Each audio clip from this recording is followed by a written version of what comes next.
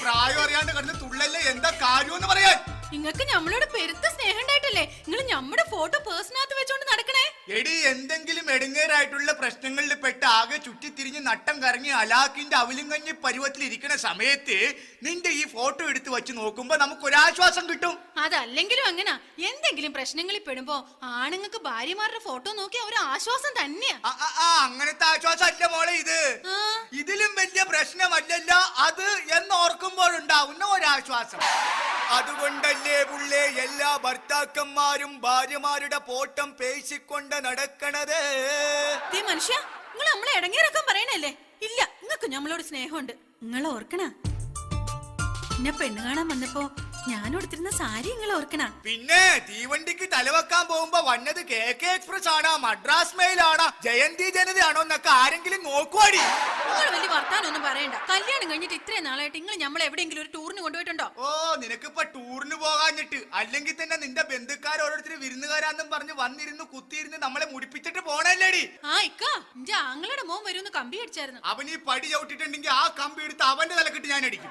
ഈ വിരുന്നുകാരെ കൊണ്ട് വലിയ തൊല്ലായില്ല. അല്ലെങ്കിൽ എന്റെ ആരെങ്കിലും വരുമ്പോ നിങ്ങൾക്ക് പ്രാന്താ. എടി ആ ഹിമാർ വന്ന് കേറി കഴിഞ്ഞാൽ ഭയങ്കര ചെലവാണ്. പണ്ടാരടങ്ങാനായിട്ട് നാശപ്പെടുന്ന് പോകയില്ല. പടച്ചോനെ അവന്റെ കാര്യം പറഞ്ഞ് നാക്ക് വളച്ചു കൂട്ടി അകത്തേക്ക് ഇട്ടോളു. അപ്പോഴത്തേന് നീർക്കോലി എത്തി.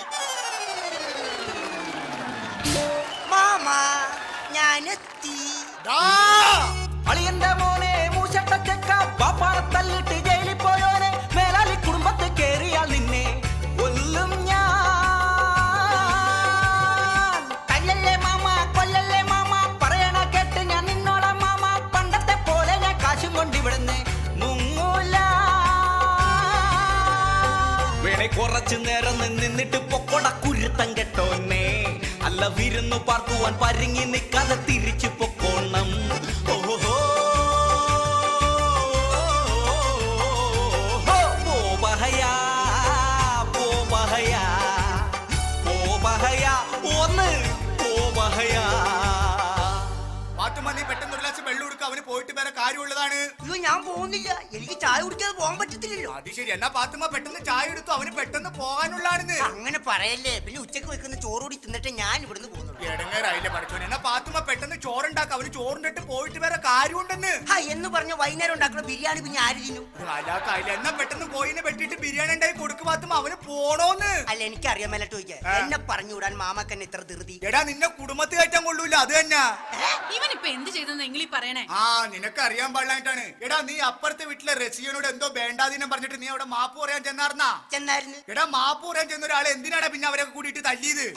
അത് പിന്നെ ഒരു അക്ഷരത്തെറ്റ് പറ്റിയതാ. എന്തിന്? കുട്ടി എന്നോട് പൊറുക്കണമെന്ന് പറഞ്ഞത് കുട്ടി എന്റെ കൂടെ പൊറുക്കണമെന്നായിപ്പോ എന്റെ മാമ.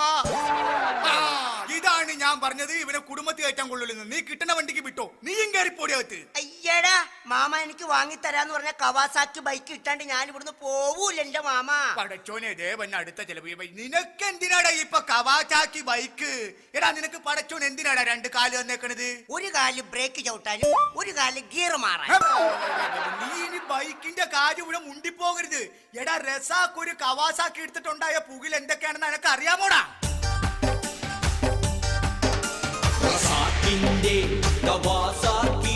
ഒരെമ്പോക്കി ഹലാക്കാക്കി തരം നോക്കി കവൻ പോക്കി ഉറക്കാക്കി തവ സ്റ്റാർട്ടാക്കി വെളിവില്ലാത്ത സ്പീഡാക്കി കിടക്കണ് തായ രണ്ടാക്കി ഹലാക്കാക്കി മെടക്കാക്കി റസാക്കിന്റെ കവാസാക്കി.